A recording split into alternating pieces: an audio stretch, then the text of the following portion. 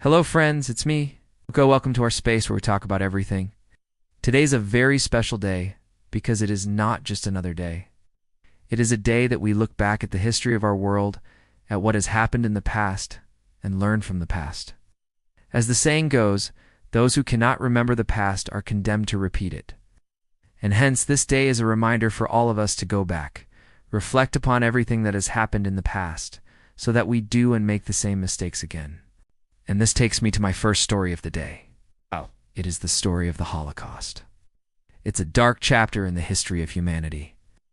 It is a story that must be told and retold so that future generations know what happened during World War II. For those of you who might not know what the Holocaust was, let me tell you. The Holocaust refers to the genocide of European Jews during World War II. During the war, Nazi Germany systematically murdered some 6 million Jewish men, women and children across German-occupied Europe between 1941 and 1945. This was done through a series of mass killings and by sending people to concentration and death camps. Some of you might have studied this in your history books. You might have read about the horrors of the Holocaust. But if you want to see it come alive, if you want to feel what those people felt, then watch the movie Schindler's List. It is based on a true story. It tells you the story of Oskar Schindler, a German businessman who saved the lives of more than 1,000 Polish Jews during the Holocaust by employing them in his factories. Watch the movie, and you will understand why it is one of the finest films ever made. The second story today is also linked to the Holocaust. A group of teenagers recently discovered a time capsule buried during the Holocaust.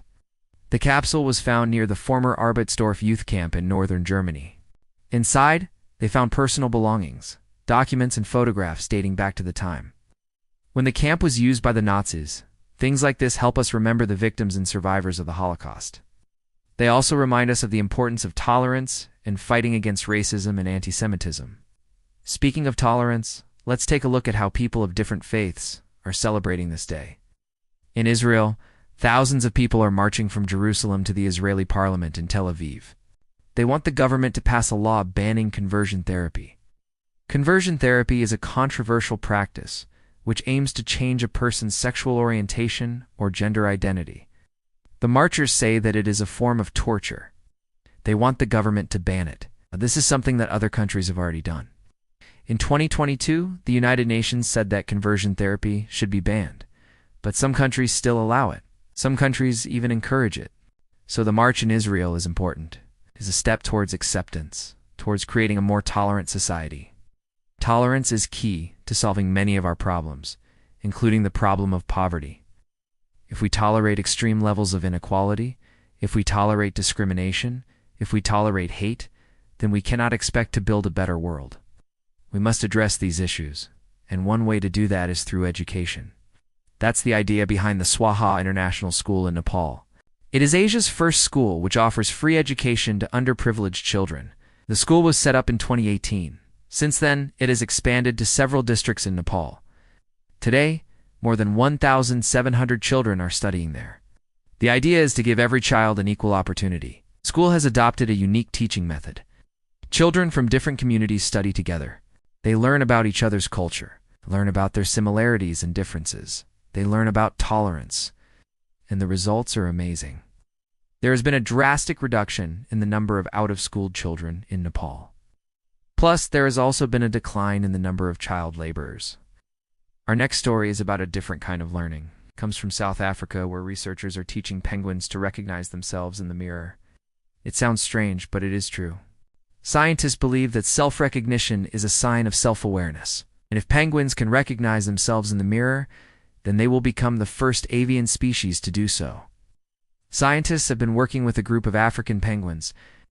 These are the penguins that live along South Africa's Atlantic coast. They have marked the penguins with special ink spots. Then they have placed them in front of a mirror.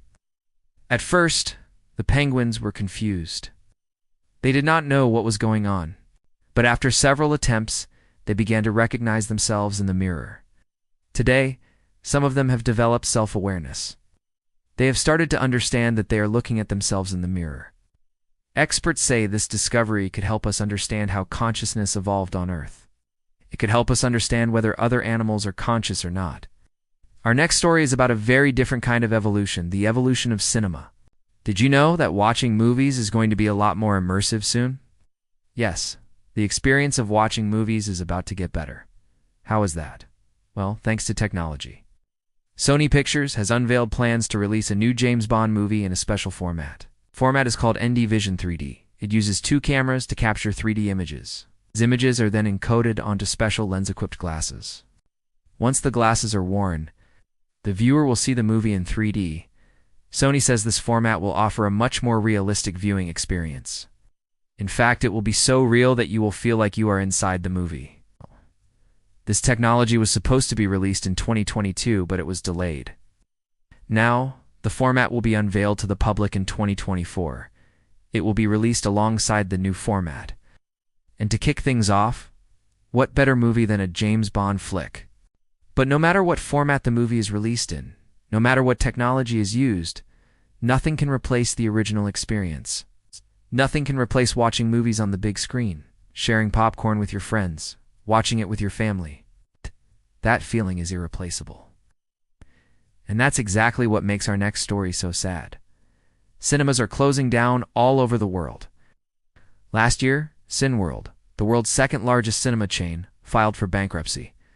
It cited several reasons for its financial troubles.